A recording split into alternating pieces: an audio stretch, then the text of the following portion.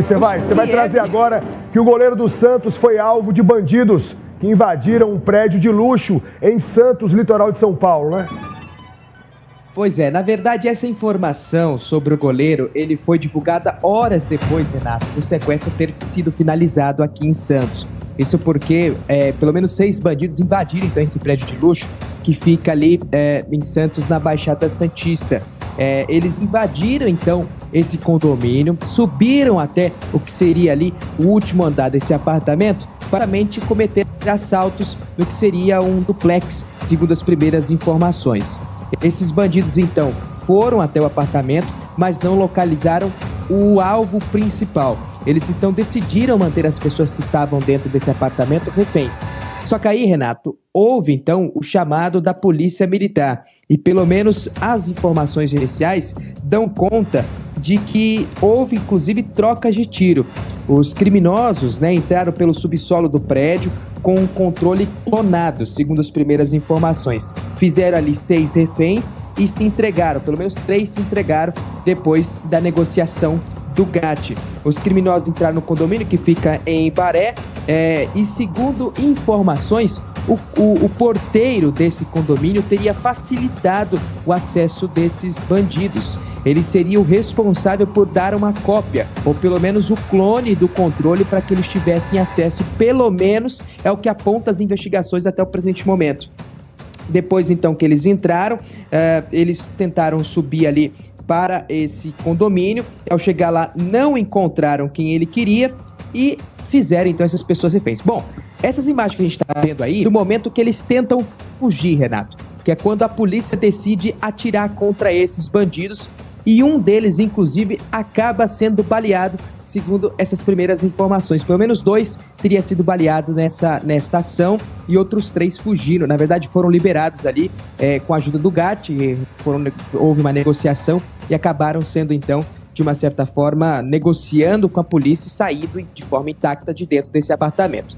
E aí, depois de todo esse auê, depois de toda essa confusão, Renato, que inclusive há uma vida inteira desse bairro, inclusive escolas que estavam tendo aula naquele momento, os diretores ligaram para os pais dizendo: olha, não venham buscar os seus filhos enquanto esse sequestro não finalizar. Ele durou aproximadamente 4 horas, segundo as primeiras informações também. É claro que o caso ainda segue investigação. E depois de toda essa investigação, depois de todo o caso, eles informaram que o alvo desse bandido, dos bandidos, na verdade, era o goleiro do Santos, o João Paulo. Eles estavam tentando entrar no apartamento, possivelmente para manter o jogador refém, para conseguir buscar ali o que eles queriam, Pix, joias, algo do tipo. Por ser um assalto frustrado, por não achar a vítima que eles queriam, eles decidiram então manter essas pessoas reféns e aí deu toda essa confusão, resultando então na prisão de 3 pessoas. Um conseguiu fugir e outros 2 foram baleados, Renato. Opa, teve uma microfonia rápida, mas, Padula, as imagens são muito claras, né?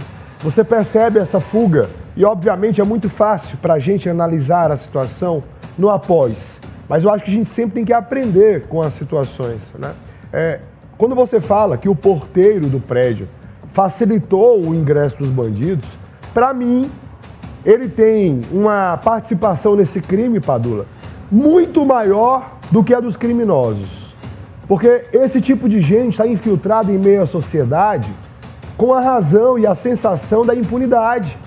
Eu vou só abrir a porta ali para o camarada entrar e não vai dar nada para mim.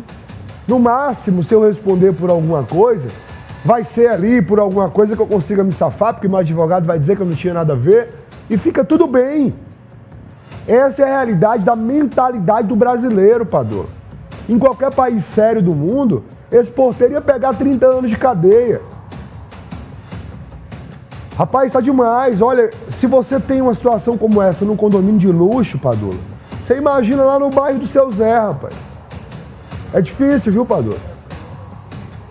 Enquanto o caso estava acontecendo, o porteiro se mantinha tranquilo durante toda a ação.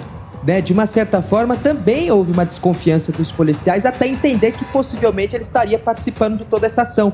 E aí, Renato, há uma câmera de segurança porque é claro, a gente não teve acesso a essa câmera de segurança, mas seria a câmera, então, desse homem entregando o controle para um dos bandidos. Só que isso há um tempo, já tem um tempo, antes mesmo das ações.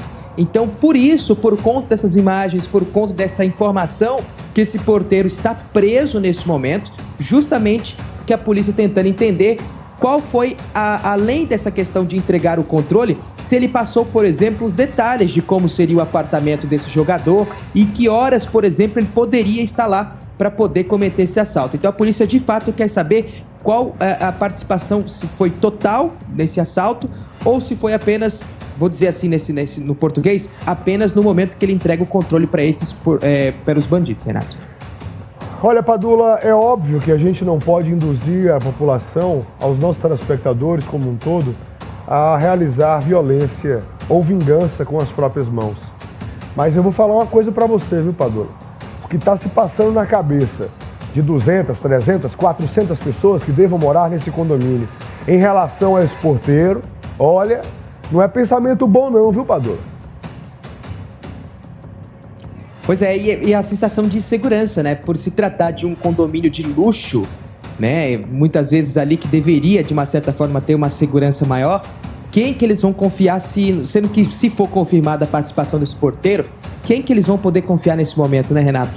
De fato, é extremamente complicado, é uma situação delicada aí e que põe, é claro, as pessoas que moram nesse apartamento vão ficar com medo aí e as pessoas em torno também, né? Porque mudou a vida de várias pessoas durante uma manhã. É isso. Padula, você vai trazer